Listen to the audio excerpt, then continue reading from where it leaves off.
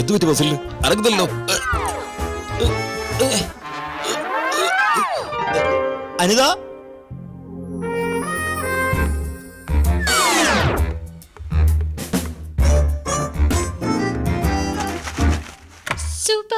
സുബമ സൂണൊരു സുബമ. ആ, ഈ ബൊമ്മ എങ്ങനെ ഇവിടെ വന്നത്? അയ്യോ വെക്കുമാർക്ക്, ഈ ബൊമ്മ എന്തിനാ എന്നെ നോക്കി കണ്ണടിക്കുന്നത്?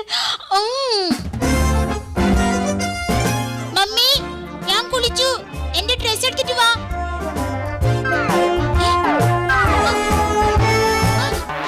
മമ്മി.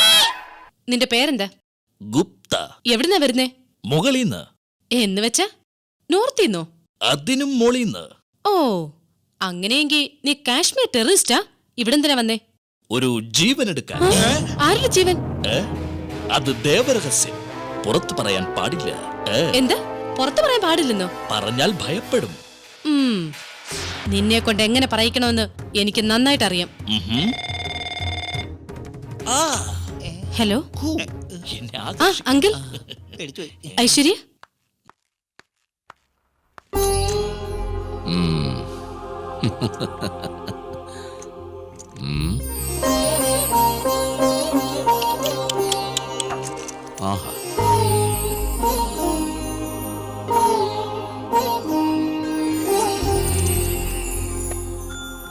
ഓ,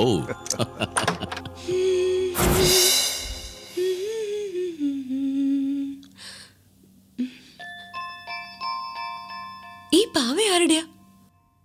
ഓ, ഒരു പക്ഷെ ബോബിയുടെ ആയിരിക്കും.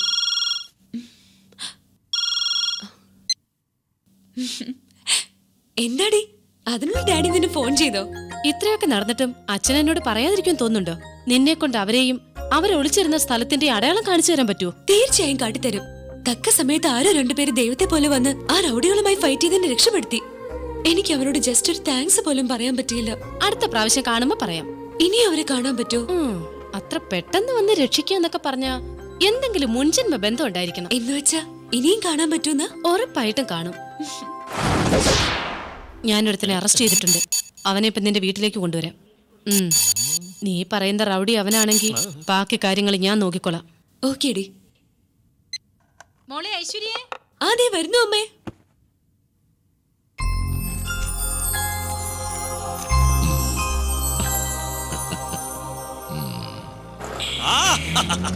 യാത്ര മനോഹരം. വായടച്ചു മിണ്ടായിരിക്കടാ. ഇരിക്കണ അവിടെ. പഞ്ചാരപ്പളങ്കി മിണ്ടരുതെന്നല്ലേ പറഞ്ഞത്? സ്റ്റുപ്പിഡ്. അറിയാത്ത ഭാഷയിൽ വഴക്ക് പറയും. നിന്റെ വാക്കുപോലും എനിക്ക് മധുരം പകരുന്നു. അഴകുള്ള കണ്ണുകൾ, തേനൂറും ചുണ്ടുകൾ, ശംഖ് പോലുള്ള കഴുത്ത്, അതിനും താഴെ. എന്താടാ പോത്ത് പോലെ വന്ന് ദേഹത്തേക്ക് വീഴുന്നത്? ഇഡിയറ്റ്. മാഡം, ഞങ്ങളെ വീടത് കണ്ടില്ല. ഏയ് വായടക്ക്. വണ്ടി എടുക്ക്. ഏയ്, നിനക്ക് എന്തിന്റെ കേടാ? എനിക്കോ? കുറച്ചു മുമ്പ് വരെ ഒരു പ്രശ്നവുമില്ലായിരുന്നു. പക്ഷെ ഇപ്പോ എന്തോ ഉള്ളിൽ തറച്ചു കയറുന്ന പോലെ. നിനക്ക് വെച്ചിട്ടുണ്ട്. വെച്ചോളൂ വെച്ചോളൂ, എനിക്ക് ഇഷ്ടമാണ്. ഇതെന്റെ കുറ്റമല്ല. ഈ സാരഥി പെട്ടെന്ന് രഥം നിർത്തിയതിനാൽ ഞാൻ നിങ്ങളുടെ ദേഹത്തേക്ക് മറിഞ്ഞു വീണു.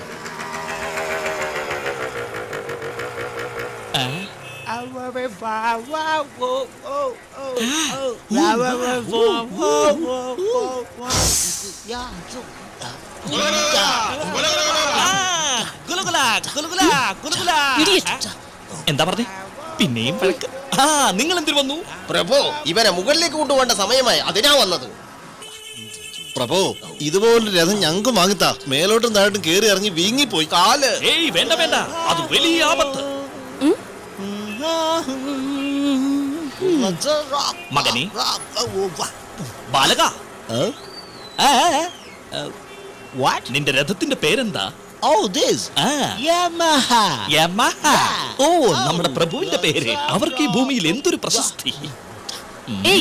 നീ എന്താ പിറുപിറുക്കുന്നേ? ഇത് പിറുപിറുപ്പല്ല മങ്കേ. നിനക്കൊരു സത്യം കേൾക്കണോ? ഈ ബാലകന് അല്പസമയത്തിനുള്ളിൽ മരണം സംഭവിക്കും. ഏയ്, അവൻ എന്ത് സംഭവിച്ച നിനക്കെന്താ? നീ നിന്റെ കാര്യം നോക്ക്. നിന്റെ കാര്യം വെച്ചാ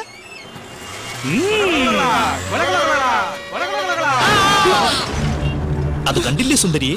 യമഹ യമഹ എന്ന് പറഞ്ഞ് യമന്റെ അടുത്തേക്ക് എത്തി.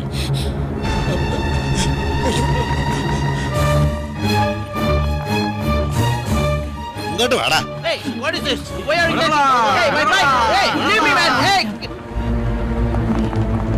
ഏയ് മാറ് മാറിക്കേ. മനസ്സിലായോ ബാലക? യമഹ യമഹ എന്ന് പറഞ്ഞ് യമനെ തേടി യമലോകത്തേക്ക് പോകുന്നു. ഗുലുഗുലുഗുല, ഗുലുഗുലുഗുലുഗുല. ഗുലഗുല ഗുലഗുല. ഇനി നമുക്കെന്താണ് ഇവിടെ ജോലി? Yamaha Yamaha.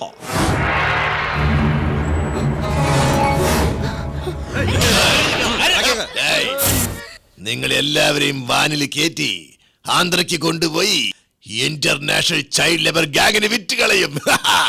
വണ്ടിയിൽ കയറ്റണം.